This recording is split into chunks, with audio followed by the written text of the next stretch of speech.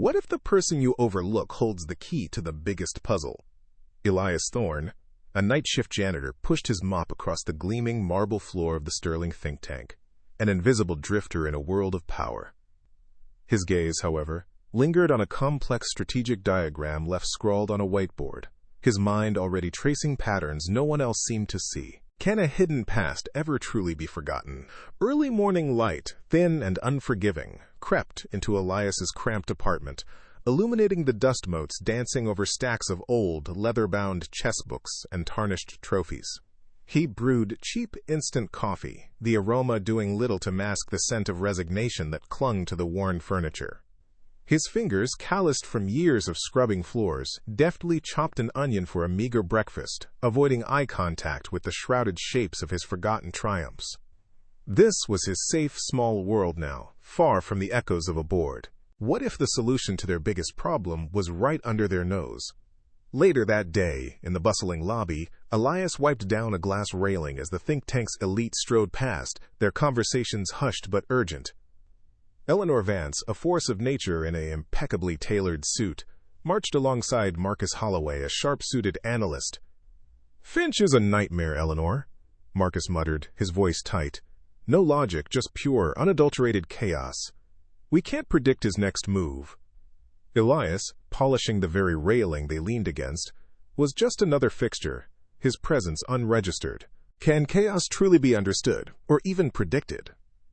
That night, Elias entered the think tank's emptied war room, the air thick with the residue of frantic strategy. Whiteboards were a chaotic tapestry of tangled flowcharts, conflicting polling data, and exasperated notes about Senator Alistair Finch's unpredictable and reckless tactics. Elias, armed with his bucket and mop, moved slowly, his eyes scanning the jumbled information. It wasn't chaos, not truly. It was a game. His fingers instinctively traced lines on a dusty map, connecting seemingly disparate points. Finch wasn't random. He was unorthodox. Every erratic move, every populist surge, felt like a deliberate gambit in a grand, unseen chess match. One small act, one hidden talent, one life-changing discovery. In the main conference room, Elias paused, his gaze falling on a discarded newspaper. A complex chess problem was printed in the corner, a challenging endgame scenario. Without a conscious thought, his mind already saw the solution, the elegant sequence of moves leading to checkmate. He plucked a napkin from a nearby table, his hands moving with the quiet certainty of forgotten mastery, and scribbled down the winning combination, a small, confident flourish. Then, he crumpled the newspaper and continued his work, leaving the solved puzzle behind, a silent testament to a mind wasted, but not broken. Who could have solved the impossible chess problem? The early morning light, usually a gentle wash, felt almost surgical in Eleanor Vance's pristine office. Every surface gleamed, every file was perfectly aligned, reflecting the sharp, decisive mind that inhabited the space. Eleanor, legendary campaign manager, ran a hand through her impeccably styled silver hair, her gaze fixed on a crumpled napkin on her polished mahogany desk. It was an anomaly, a rogue element in her meticulously ordered world. Marcus Holloway, her junior analyst, leaned against the doorframe, a smirk playing on his lips. "Still trying to figure out the phantom chess master, Eleanor? Probably some intern pulling a prank. Or a very bored security guard." He scoffed, gesturing dismissively at the napkin. "It's just a game, ma'am." Eleanor, however, didn't dismiss it. Her keen eyes traced the precise, elegant notation, a series of moves that not only solved the complex chess problem from yesterday's discarded newspaper, but did so with a brutal efficiency that was breathtaking. "It's more than a game, Marcus," she said, her voice a low, thoughtful hum. "It's a solution. An impossible one, beautifully rendered, and I want to know who rendered it." The boss discovers the janitor's secret talent. Later that day, the staff lounge buzzed with the usual lunch break cacophony, microwave beeps, muttered complaints about vending machine coffee, and the clatter of cutlery. Elias Thorne, hunched in a quiet corner, was almost invisible. He nursed a lukewarm cup of instant coffee, his thumbs dancing across the screen of his worn phone, navigating a complex online chess variant. His brow was furrowed in concentration, lost in the strategic labyrinth of the game. He didn't notice Eleanor Vance approach until her shadow fell over his screen. He looked up, startled, his hand instinctively going to his chest. Eleanor stood there, holding the crumpled napkin from her desk, her piercing gaze fixed on him. "Mr. Thorne," she said, her voice cutting through the lounge's din with quiet authority. "Did you leave this in the conference room last night?" Elias's eyes flickered from the napkin to her face, then back to the precise, confident scrawl. A hot flush spread across his cheeks. He opened his mouth, then closed it, the words catching in his throat. He was just the janitor. He was supposed to be invisible, but here she was, holding irrefutable proof of a mind she wasn't supposed to see. "Yes, ma'am," he finally whispered, his voice barely audible. "That was mine. A billionaire's offer. Your hidden talent for a political war." Eleanor gestured towards a quieter alcove, away from the chatter and fluorescent glare. Elias, still clutching his phone, followed her, feeling like a raw nerve exposed. Eleanor leaned in, her voice dropping to a confidential, earnest tone. "Our campaign is facing a unique challenge. Senator Finch. He's a political anomaly, unpredictable, chaotic. Our best analysts are drowning in data, trying to find a pattern in a storm." She paused, her eyes locking onto Elias's. "But you, Mr. Thorne, you see patterns where others see chaos. You see the game. I want you to apply that mind, that strategic genius, to Senator Finch." Elias stared at her, his mind reeling. Predict Finch? The man who confounded seasoned political strategists? It felt like a cruel joke. He was a janitor, a failed chess prodigy. The memory of his last, devastating loss, the reason he'd abandoned the board, flickered through his mind like a cold shadow. "Ma'am, I don't understand. I clean floors. I play chess," he stammered, running a hand through his thinning hair. "I know nothing about politics." Eleanor's expression remained unwavering. "You understand strategy, Mr. Thorne, and strategy is universal. This isn't a request. It's an opportunity, a chance to use that extraordinary mind of yours to change more than just a chessboard. It's a chance to change a nation." The words hung in the air, audacious and terrifying, promising a world he'd long since given up on. Can he overcome the ghosts of his past to seize a new future?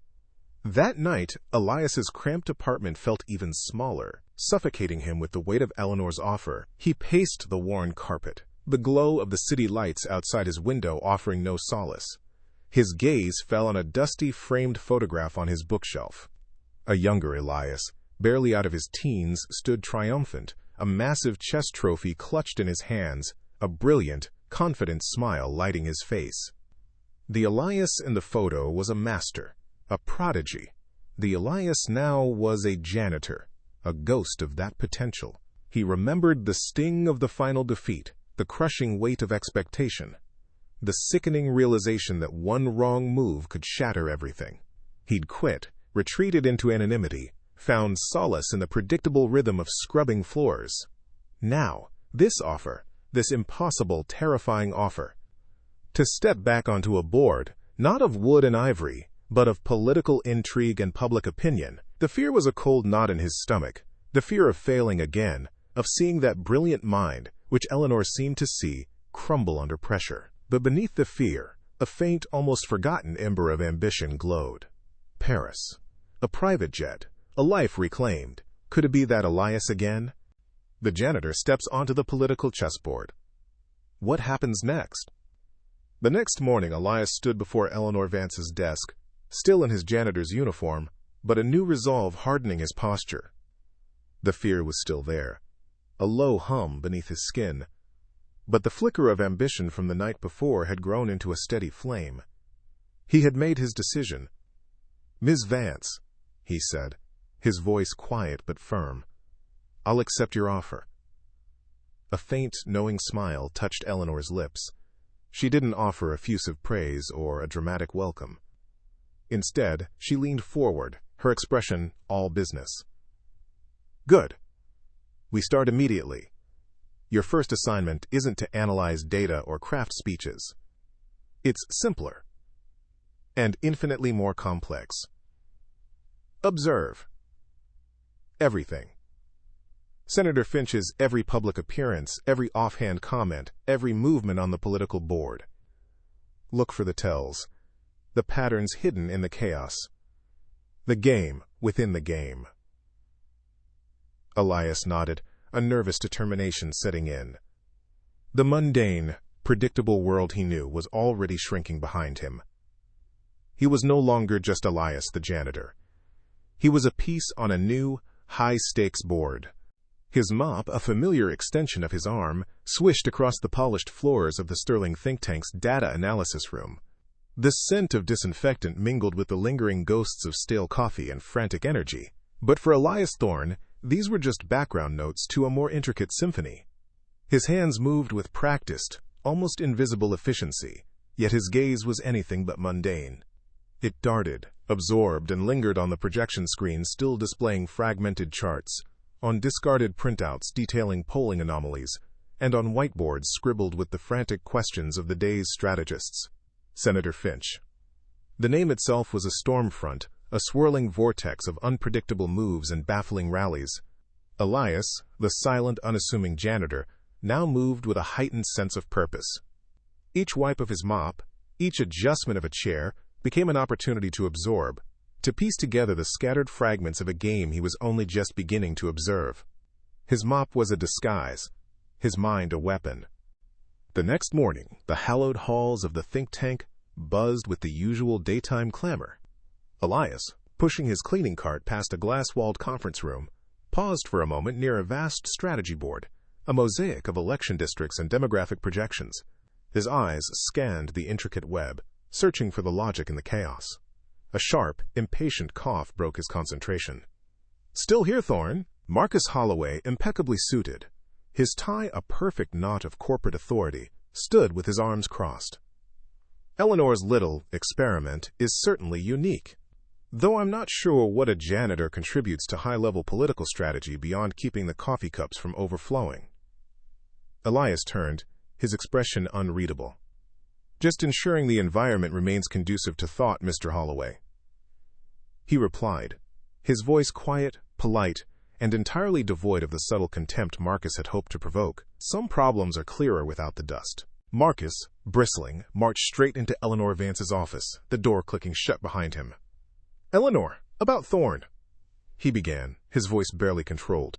"He's still lurking around the strategy boards. It's distracting, frankly, and unprofessional. He doesn't belong in these discussions." Eleanor, who had been reviewing a complex financial spreadsheet, looked up, her piercing gaze unwavering. "Marcus," she said, her voice a calm, low counterpoint to his agitated tone, "I understand your concerns. But where you see dust, I see potential. Where you see an inconvenience, I see an asset. Elias Thorne has a mind for patterns, for connections that your data models might miss. He sees the game, not just the numbers." She paused, her eyes narrowing slightly. "My instincts are rarely wrong, Marcus, and I trust them implicitly on this. Give him space, let him work." Marcus, deflated, could only offer a frustrated nod and retreat. Deep in the labyrinthine corridors of a think tank, Elias had found his temporary sanctuary, a secluded, unused storage room, now transformed into his personal den. Late at night, under the dim glow of a single desk lamp, he was no longer a janitor. He was a master tactician, surrounded by an avalanche of information. Printouts of Senator Finch's rambling speeches, erratic public appearances, and fluctuating poll numbers were spread across makeshift tables. He used string to connect seemingly disparate events, colored index cards to map voter sentiment, seeing not randomness but a deliberate design. "A queen's gambit declined," he murmured to himself, tracing a line between a fiery stump speech and a sudden dip in an opponent's approval. Or perhaps a Sicilian defense, hyper-accelerated. Finch's chaos wasn't chaos at all, Elias realized. It was a calculated, unconventional opening, designed to unsettle, to create a false sense of unpredictability. He was playing a game, and Elias was beginning to see the board. The next morning, before the city had fully woken, Elias found himself in Eleanor Vance's office. He clutched a single, neatly drawn diagram, feeling the familiar tremor of presenting a truth no one else had yet perceived. Senator Finch's seemingly random attack on infrastructure spending. Elias began, his voice gaining a quiet conviction he hadn't known he possessed. It's not about the policy. It's a feint. A distraction to draw attention away from his upcoming announcement on environmental regulations. Eleanor listened, her face a mask of professional intensity, but Elias saw a flicker in her eyes, a spark of hope. He'll use the infrastructure debate to paint our candidate as out of touch, while secretly preparing a populist environmental stance that will capture a key swing demographic. He slid the diagram across her desk. He's sacrificing a pawn to gain control of the center. His next move will be a rally in Ohio, targeting disillusioned blue-collar workers with a Green Jobs initiative. Eleanor picked up the diagram, her fingers tracing the lines, a quiet nod confirming his words. The next morning, Eleanor Vance's office felt less like a battleground and more like a gateway. Elias Thorne stood awkwardly before her, still in his night shift uniform, the familiar polyester a stark contrast to the sleek, minimalist design of the room. Eleanor, ever pragmatic, gestured to a large box on her desk. "Consider this your new uniform, Elias. And this." She slid a crisp, temporary ID card across the polished surface. Elias picked it up. His name, Elias Thorne, was printed beneath a slightly unflattering photo, followed by strategic consultant. The words felt foreign, almost like a disguise. He glanced at the suit in the box. A dark, well-cut ensemble that hummed with a quiet authority. It wasn't just new clothes, it was a new skin. A spark, tiny but persistent, flickered within him. It wasn't confidence yet, more like a nervous acknowledgement of a different self, one that had been dormant for too long. He was shedding the invisible drifter, step by tentative step. The campaign strategy room hummed with a different kind of energy than the silent corridors Elias was used to. A long, polished table dominated the space, surrounded by a dozen sharp-suited analysts. Elias, now clad in his new suit, felt its unfamiliar stiffness as Eleanor introduced him.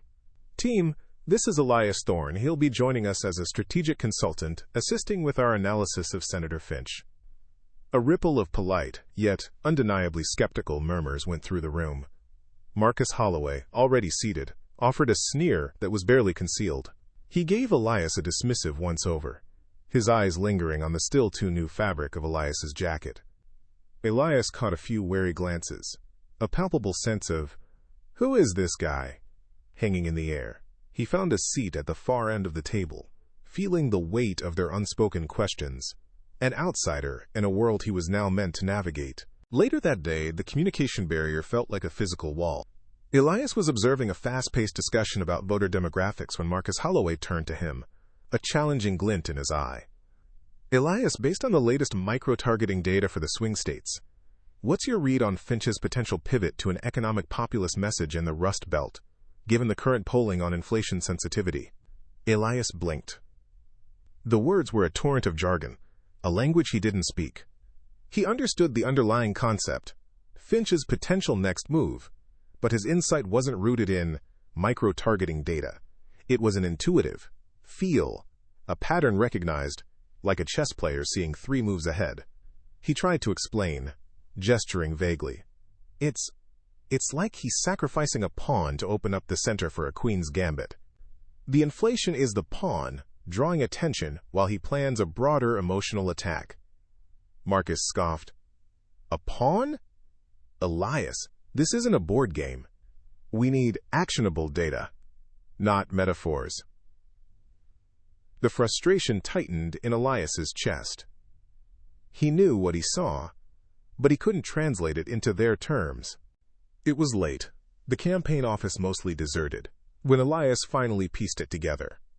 Finch had unleashed a seemingly random barrage of incendiary tweets, a chaotic, almost nonsensical rant that had the media scrambling. The team had dismissed it as typical Finch bluster, but Elias saw a pattern. He approached Eleanor, who was still at her desk, a weary but determined warrior. "It's a diversion." Elias said, his voice quiet but firm. "He wants us focused on the outrage, while he quietly deploys a ground campaign in key rural districts. He's not trying to win the news cycle. He's drawing our gaze away from his real move." Eleanor listened, her brow furrowed, then picked up her phone. "Shift resources to rural ground game monitoring. Now." The next morning, a news report flashed across a campaign office screen. Finch's tweet storm, a smokescreen? Surprising rural outreach efforts revealed. Eleanor looked at Elias, a quiet, approving smile touching her lips. His first win. The campaign strategy room felt subtly different the next morning. Elias was no longer just the new guy. His prediction had landed, and the reverberations were undeniable. Marcus Holloway, reviewing the latest intelligence, caught Elias's eye. Instead of a sneer, there was a brief, almost imperceptible nod of acknowledgement. It wasn't an apology, but it was a concession. Other analysts, who had previously avoided his gaze, now eyed him with a dawning curiosity, a flicker of professional respect. Elias maintained his composure, a quiet satisfaction settling over him. He knew this was just the beginning. The election was a looming storm, and Finch, the master of predictable chaos, was still out there. The biggest challenge, the true test of his strategic mind, was yet to come. The Finch dossier. The small, windowless room, previously a forgotten storage closet, had become Elias Thorne's den. Strewn across his makeshift desk, overflowing onto the floor, were stacks of documents that painted a chaotic, fragmented portrait of Senator Alistair Finch. Biographies, psychological profiles, transcripts of past campaign rallies, endless data printouts from public appearances, and even old social media analyses. Elias, fueled by lukewarm coffee, moved through them like a forensic detective, pen scribbling notes on a small whiteboard, connecting disparate points with hurried lines and arrows. He wasn't looking for inconsistencies. He was searching for the tells. In Finch's game, the subtle habits, the predictable vulnerabilities beneath the veneer of chaos. This wasn't just research. It was an archaeological dig into the mind of his opponent, piece by intricate piece. Man gan soms mark and trenskine should laid emotional core. Knock and sons mark and trenskine should laid emotional core. Knock and trenskine hungan 20 night. Man gan sons mark hours bled into late night. Man gan soms bombs mark and trenskine hungan 20 night. Man gan soms bongine 100 man gan soms moms mark and soms moms 100. Man gan soms moms mommans man gan moms bombs bark mill. Elias stared at a cluster of charts, a pattern slowly solidifying in the jumble of data. Finch's most audacious, seemingly random outbursts, his most chaotic moves, weren't random at all. Each one, without fail, was followed by a measurable surge in support from a specific, emotionally charged demographic. It wasn't about policy or logic. It was a carefully calibrated appeal to sentiment, a masterclass in populist manipulation. A sudden, profound insight hit Elias, a jolt of recognition. This wasn't a game of calculated logic, like traditional chess.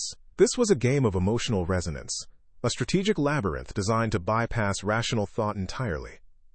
The chaos wasn't a flaw, it was the weapon. You kind of chessboard. With this revelation, Elias began to construct his own unique chessboard. His desk became a miniature battlefield. Colored wooden blocks, scavenged from a discarded children's toy, represented voter segments. Strings of different hues connected them, illustrating issues, demographics, and Finch's calculated emotional appeals. He meticulously mapped out potential public statements, rally locations, and media narratives, envisioning Finch's next chaotic moves and, crucially, the counter-moves available to his own campaign. It was an abstract political chessboard, a three-dimensional manifestation of the strategic labyrinth he now understood. His hands moved with a quiet, almost forgotten precision, each placement a silent internal monologue, mapping out possibilities, anticipating the opponent's gambits, and forging the path to checkmate. Eleanor's trust. Later that day, as Elias was absorbed in his intricate model, a shadow fell across his desk. Eleanor Vance stood in the doorway, her presence a quiet ripple in the air. She didn't speak, just watched. Her gaze swept over the meticulously arranged blocks and strings, the hurried diagrams on the whiteboard, the intense focus etched on Elias's face. She saw not the janitor, nor even merely a chess player, but a mind operating on a level few could comprehend, making intuitive leaps that defied conventional analysis. A flicker of something profound, validation perhaps, crossed her features. Without a word, a silent affirmation of her trust, she turned and left, leaving Elias to his strategic dance, a quiet understanding now solidifying between them. The looming threat. The campaign HQ buzzed with a sudden, frantic energy. In the main conference room, news channels blared, detailing a new, highly divisive issue that Senator Finch was expertly weaponizing. The team was in a panic, their faces etched with worry as they watched Finch's populist rhetoric spread like wildfire. Marcus Holloway paced, muttering about the unpredictability of it all. Eleanor Vance, usually unflappable, gripped the edge of the conference table, her jaw tight as she demanded solutions. But in the midst of the chaos, Elias felt a strange sense of calm. He recognized it. This wasn't a random disaster. It was Finch's calculated opening move, a familiar pattern on a new, urgent board. He had seen this game before. Could he predict the checkmate? The campaign strategy room hummed with a different kind of tension. Late night, the air thick with stale coffee, and the ghost of 1,000 urgent conversations. Elias stood before Eleanor and Marcus, his makeshift political chessboard, the colored blocks and strings projected onto the main screen. He wasn't wearing his janitor uniform. Eleanor had insisted on a simple, dark suit, a uniform for this new battle. Finch's opening move, Elias began, his voice quiet but steady, was the recent divisive issue. It wasn't random. It was designed to splinter the moderate base, creating a vacuum of frustration he intends to fill. He pointed to a projected flowchart, tracing connections that seemed invisible to anyone else. His next move will be a series of hyperlocal rallies targeting specific demographics with tailored, emotionally charged messages, not policy. Marcus scoffed, crossing his arms. Tailored emotion? Where's the hard data, Thorne? We need metrics, polling trends, not gut feelings about a game. Eleanor cut in, her gaze sharp. Marcus, listen. Elias has identified patterns where our algorithms saw only noise. We tried your way. Now, we try his. Elias met Marcus's skeptical stare with a quiet, unyielding confidence. He was predicting the enemy's next move, but would they believe him? The pre-dawn hours bled into Elias's small, temporary office. Crumpled papers littered his desk, coffee stains a testament to a sleepless night. He hunched over his laptop, refining the presentation, each word chosen with the precision of a chess grandmaster. Doubt, a familiar phantom, flickered at the edges of his mind. He saw the ghosts of past failures, the crushing weight of a miscalculated move. This wasn't just a political campaign. It was his one chance, his only opportunity to prove that the genius he'd buried was real, that his unconventional vision could predict the unpredictable. He ran a hand through his hair, the weight of the coming hours pressing down. One night, one chance, everything on the line. He took a deep, fortifying breath. He had to know. The main campaign strategy room buzzed with a nervous energy that morning. Elias, now in his new suit, stood before the entire team, a sea of sharp suits and skeptical faces. He felt the familiar jitters of a tournament player before a crucial match. Senator Finch, he began, gesturing to the sprawling political chessboard on the whiteboard, is playing a game of predictable chaos. Every seemingly erratic move, every inflammatory tweet, every sudden pivot is a calculated distraction designed to force our opponent into defensive, reactive postures. He explained how Finch used emotional triggers as pawns and media cycles as tempos, outlining a strategy that was less about policy and more about psychological warfare. The room was a mixture of bewilderment and growing intrigue. A few analysts exchanged confused glances. He's playing chess with an election, but will anyone understand his moves? Just as Elias began to outline Finch's projected endgame, a jarring alert flashed across the large screen dominating the room. A breaking news headline blared. Finch slams opponent in unscheduled town hall, weakness disguised as leadership. The words were eerily precise, a direct echo of Elias's prediction just moments before. The room fell silent. A collective gasp rippled through the campaign team. Marcus, who had been leaning back in his chair, now sat bolt upright, his jaw slack. Eleanor simply nodded, a quiet, triumphant smile touching her lips. Elias remained calm, a knowing expression in his eyes. He had predicted the future. Now they had to listen. The silence shattered into a murmur of shock, then a rising tide of excited chatter. Eleanor's voice cut through it, clear and decisive. "All right, everyone. Elias, you're leading the counter-strategy on this." She gestured for him to move to the head of the table.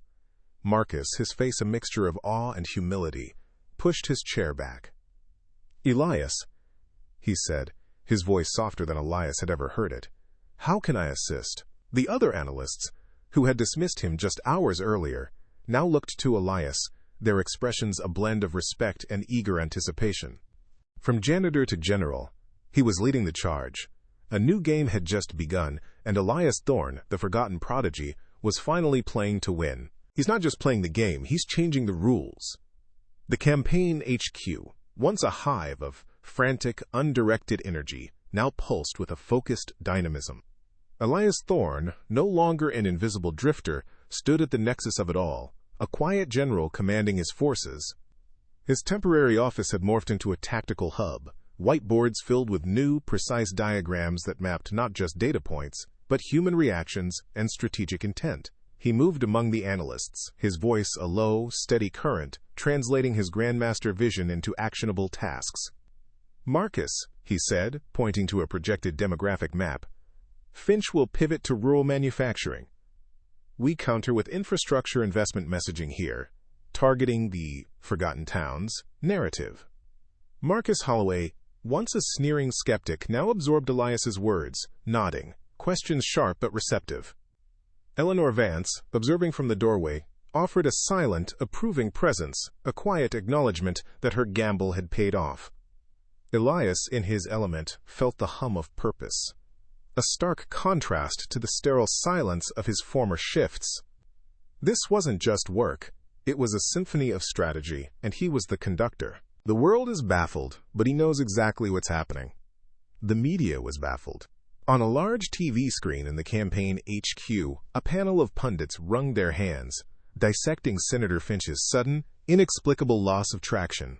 "It's as if his chaotic energy has simply evaporated," one analyst mused, bewildered. "His usual appeals just aren't resonating anymore." A ripple of quiet satisfaction spread through the campaign team. They knew why. Elias's counter-narratives, subtle yet precise, had diffused Finch's emotional bombs before they could detonate.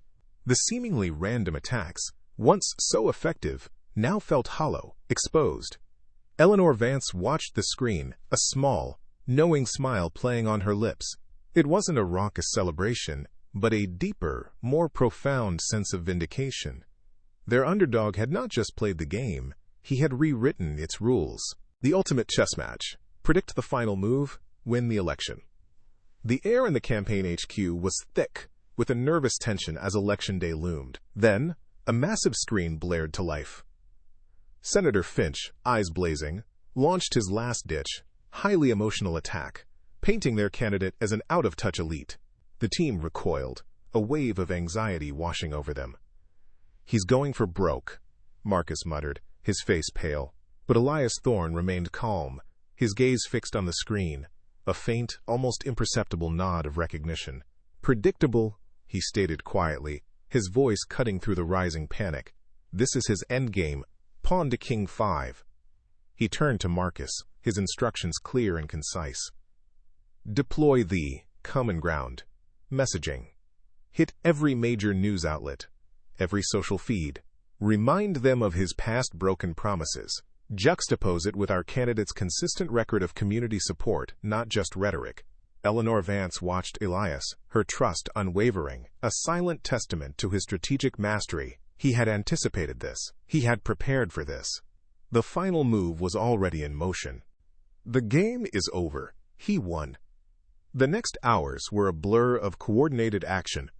Elias's counter-narrative, a meticulously crafted blend of fact and empathetic appeal, flooded every available channel. News snippets showed his candidate, calm and resolute, addressing Finch's accusations head-on, while social media feeds buzzed with public reactions mirroring Elias's predictions. Finch's emotional appeal, so potent just hours before, now felt like an empty echo. The public, disarmed by the truth and reassured by a steady hand, neutralized the threat. The media, still reeling from the sudden reversal, could only report the undeniable shift. A wave of profound relief washed over the campaign team, a collective gasp of triumph. Elias watched it all, a quiet satisfaction settling deep within him. The complex, chaotic game had been played, and he had won.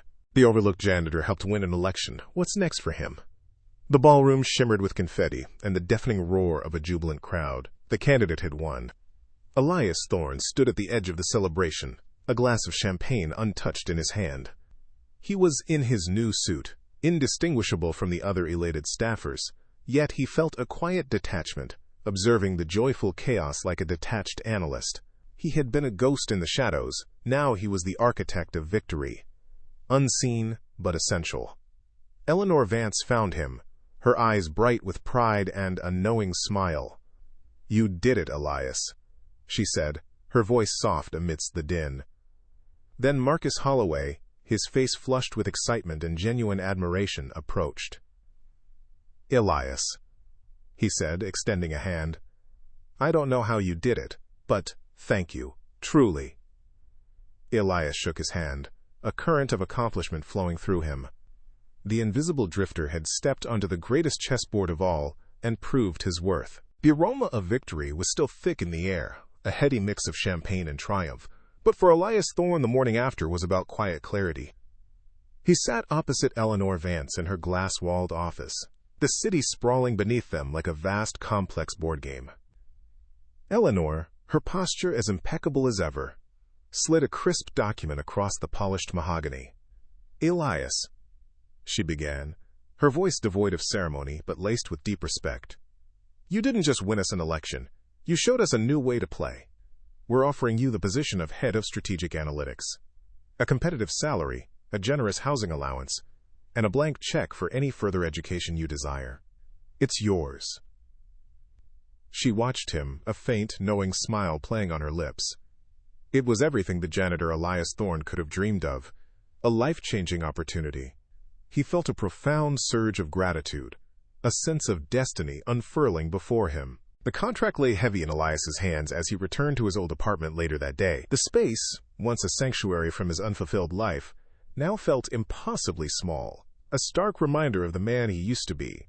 His gaze fell upon the dusty stack of chess books, the tarnished trophies peeking from beneath a cloth. He picked up a small, silver knight, its form elegant and powerful. The boy who had won these had been driven by raw talent, by the pure, unadulterated joy of the game. The man who had hidden them away had been broken by fear. But the man who held the knight now was different. He had faced down a political titan, not with a mop, but with his mind. He had not been gifted a victory, he had earned it. This offer from Eleanor, while generous, felt like a gift. And Elias realized, with a quiet, stirring certainty, that he no longer wanted gifts. He wanted to build. He wanted to own his worth. The next morning, Elias stood before Eleanor Vance, the contract from the previous day still unsigned. He held himself taller, his gaze steady. "Eleanor," he began, his voice calm, confident, "I'm profoundly grateful for your offer. It's more than I ever imagined. But I have a counter-proposal." Eleanor's eyebrow rose, a flicker of surprise in her sharp eyes, quickly replaced by a glint of amusement.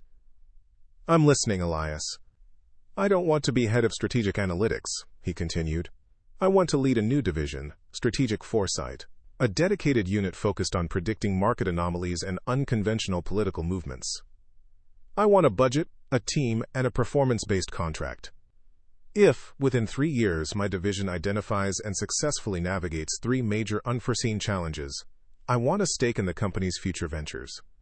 And my education, I'll pay for it myself, with the salary I earn." He wasn't asking for a job, he was asking for a piece of the empire. Eleanor Vance leaned back in her chair, a slow, genuine smile spreading across her face, a smile that transformed her usually formidable features, making her appear not just powerful but truly delighted. A janitor who solved a national election is now negotiating equity with me, she mused, shaking her head. I knew my instincts about you, Elias Thorne, were good. I just had no idea how profoundly correct they were. She extended her hand across the desk, her grip firm and decisive. You have a deal. Welcome to the Strategic Foresight Division, Elias. And welcome to a new kind of partnership. A current of electricity passed between their hands. It wasn't just a handshake. It was a pact, a validation of everything Elias had fought for, a promise of a future he had dared to claim. He felt a triumphant relief, a sense of finally being seen, truly seen, for the strategic mind he had always been. A week later, Marcus Holloway walked into Elias's new, spacious office. It was still sparsely furnished, but the whiteboard was already covered in intricate diagrams. Marcus, no longer the condescending analyst, looked at Elias with genuine admiration. Elias, he said, extending his hand, I was wrong about you. Profoundly. Your vision, your courage, it's inspiring. I'd be honored to be part of your team if you'll have me. Elias met his gaze, a gracious smile touching his lips. Welcome aboard, Marcus. We'll need your data and your skepticism to build something truly groundbreaking. Marcus nodded, a new humility in his eyes. The old rival had become an ally, a testament to Elias's quiet power. Elias looked out at the city, a new game unfolding before him, and he was ready to play. The aroma of freshly brewed coffee, not stale institutional sludge, filled Elias Thorne's new office. Sunlight, a luxury he rarely experienced in his janitorial shifts, streamed through tall windows, illuminating a space that hummed with focused energy. This wasn't just an office. It was the nerve center of the Strategic Foresight Division, a testament to his vision. Elias stood at a transparent data screen, his hands moving with an ease that bespoke mastery, explaining a complex geopolitical scenario. Around a sleek, oval table sat his team, their faces a mosaic of intense concentration and genuine engagement. Among them, Marcus Holloway, no longer the sneering skeptic, but a diligent, respected colleague, taking notes with a focused intensity that bordered on reverence.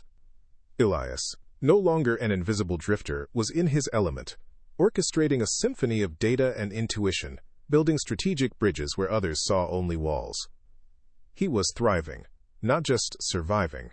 Later that evening, in his own apartment, now a home, not just a temporary stop, Elias found solace in a familiar ritual.